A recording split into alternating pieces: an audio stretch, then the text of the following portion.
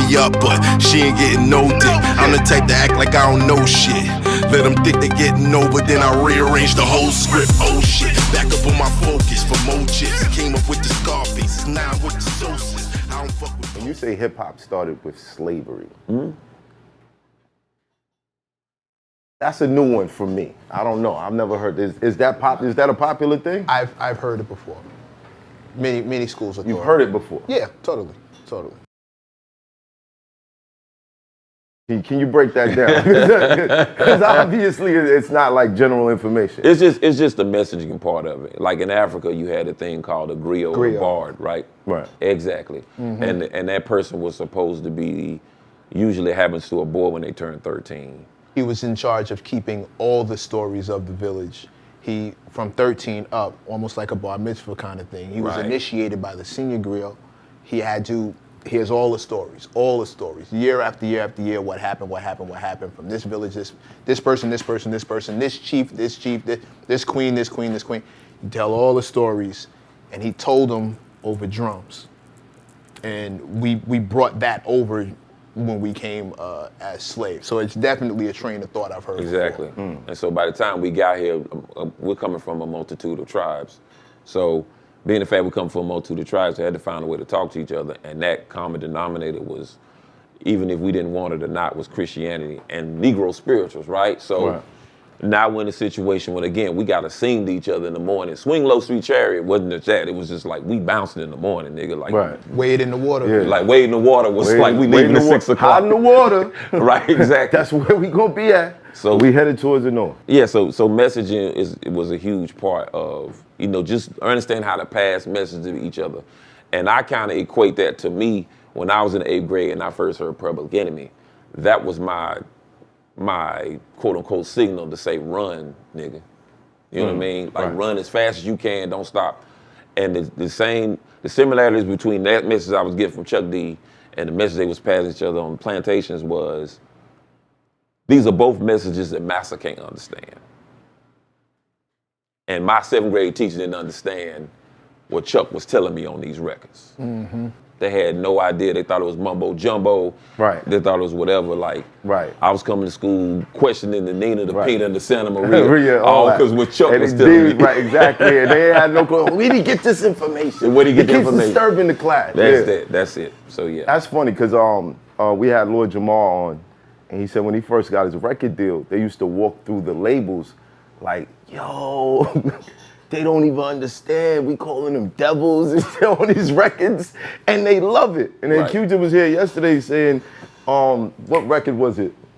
The Industry Shady? Yeah. And they made T-shirts, and they were wearing it around the office. So check the rhymes. Yeah, as he was calling them shady, all the executives in the office got such a kick out of it. They made T-shirts. Industry rule number 4,000. Yeah, they had T-shirts. People are shady. They had T-shirts on, and they were wearing them through the office as he's walking through. They just kind of like thumbs up. It's in broad, like messaging like that in broad daylight. They would never figure it out. They got to know what shady means. They got to know what we mean by shady.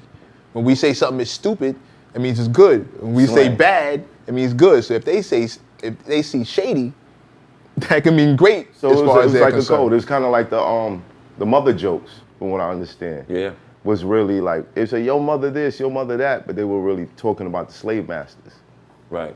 Pretty much. And they were like, they snapping on each other, but really, snapping on him the whole time. He's standing there like, look at these on each other. Is that where battle rap began? Maybe that. Playing the maybe dozens. That's where battle rap. Playing the dozens.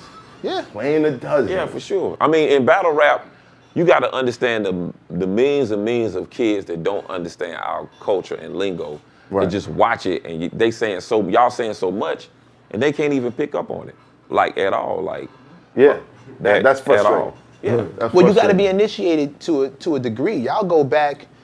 You talk movies. You talk cartoons. You talk old television shows. You talk old albums, and these are one-line references that if you didn't see that movie and watch it at least twice, you'll have no idea why everybody in the crowd just went, oh that's shit. Crazy. You'll have no idea. We've been on that kind of time. Yeah. Talking to each other in plain sight where no one else can hear what's being said. That's why hip hop going mainstream was so cantankerous. It's a little dangerous. Why? Because one backlash I've seen is that we think we have the monopoly on a lot of fucked up things because we only pay attention to each other. For instance, you hear us say, that shit is ghetto, we need to stop being so ghetto with each other, why we being so ghetto, why we being so loud?